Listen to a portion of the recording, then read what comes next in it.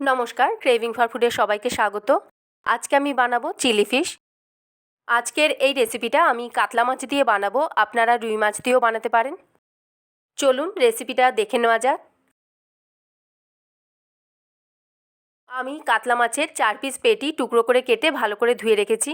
এর মধ্যে দিয়ে দিচ্ছি বড় হাফ চামচ মতো কাশ্মীরি লঙ্কার গুঁড়ো, সামান্য গরম মশলার গুঁড়ো, বড় হাফ চামচ মতো গোলমরিচ গুঁড়ো, স্বাদ মতো নুন, আর দিচ্ছি আদা রসুন বাটা। এইবারে সব কিছু দিয়ে মাছগুলো একটু মাখিয়ে নেব। মাছগুলো মাখিয়ে নেবার পরে এখন অল্প অল্প করে কর্নফ্লাওয়ার দিয়ে এটা মাখিয়ে নিতে হবে। কর্নফ্লাওয়ারের পরিবর্তে অ্যারারুটও ব্যবহার করতে পারেন। মাছগুলোর গায়ে ভালো করে কর্নফ্লাওয়ার লাগানো হয়ে গেছে। এখন আমি এটা 15 থেকে 20 মিনিটের জন্য রেখে দিচ্ছি। এখন একটা বাটির মধ্যে দিচ্ছি বড় 4 চামচ মতো টমেটো সস, বড় 2 চামচ চিলি সস, আর দিচ্ছি বড় 1 চামচ মতো ভিনিগার। এই সব কিছু একটু মিশিয়ে নেবার পরে এখন একটা বাটির মধ্যে নিয়েছি 1 চামচ মতো কর্নফ্লাওয়ার। এখন অল্প অল্প করে জল দিয়ে কর্নফ্লাওয়ারটা গুলে নেব। এইবারে গরম সাদা তেলে মাছগুলো ভালো করে ভেজে নেব। মাছগুলো দেবার পরে ভালো করে উল্টে পাল্টে কড়া করে ভেজে নিতে হবে।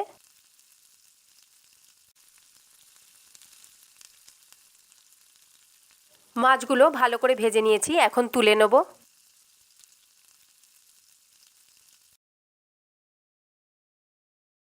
মাছগুলো তুলে নেবার পরে এখন তেলটা কমিয়ে এর মধ্যে দিয়ে দিচ্ছি সামান্য কোচানো রসুন। রসুনগুলো একটু ভেজে নেবার পরে প্রথমে দিয়ে দিচ্ছি কেটে রাখা ক্যাপসিকামগুলো। ক্যাপসিকামগুলো একটু ভেজে নেবার পরে দিয়ে দেবো 2টো টুকরো করে কেটে রাখা পেঁয়াজ। এখন দিচ্ছি সামান্য নুন আর কয়েকটা চেরা কাঁচা লঙ্কা। এখন এইগুলো কিছুক্ষণ ভেজে নেব।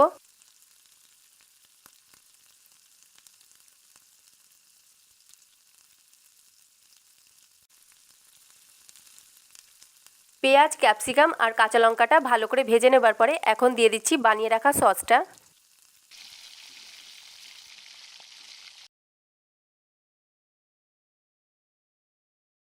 সসটা দেবার পরে সব কিছু আবারও ভালো করে মিশিয়ে নিয়ে এখন দিয়ে দিচ্ছি 1 চামচ মতো সাদা তিল,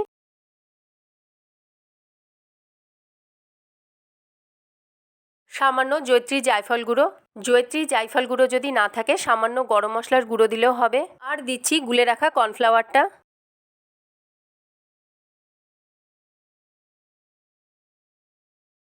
সমস্ত কিছু ভালো করে মিশিয়ে নেবার পরে এখন দিয়ে দেবো ভেজে রাখা মাছগুলো। মাছগুলো দেবার পরে ভালো করে নেড়েচেড়ে গ্রেভিটা একটু শুকিয়ে এলে এটা নামিয়ে নেব।